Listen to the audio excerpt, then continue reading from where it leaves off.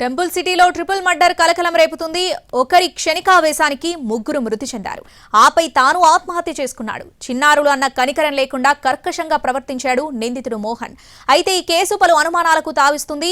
తనకు ఇష్టం లేని పెళ్లి చేశారని అన్న కుటుంబంపై కక్ష పెంచుకున్నాడా, లేదంటే కుటుంబ కలహాలున్నాయా, ఆస్తి గొడవలేమైనా ఉన్నాయా, అన్నదమ్ముల మధ్య గొడవలకు కారణమేంటి, దీనికి వేరే కారణం ఏమైనా ఉందా అనే కోణంలో పోలీసులు దర్యాప్తు చేస్తున్నారు.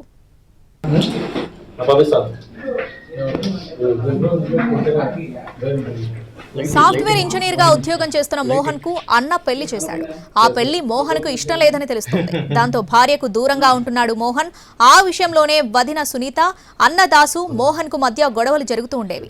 ఆ గొడవలు కాస్త ముదరడంతో అన్న కుటుంబంపై పగ పెంచుకున్నాడు మోహన్. బుధవారం సాయంత్రం అన్న ఇంటికి వచ్చాడు తమ్ముడు మోహన్.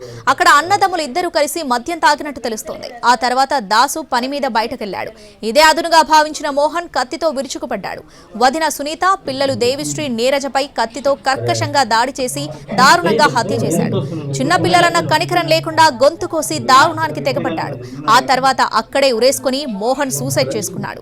పోలీసులు కేసు నమోదు చేసుకుని దర్యాప్తు చేస్తున్నారు.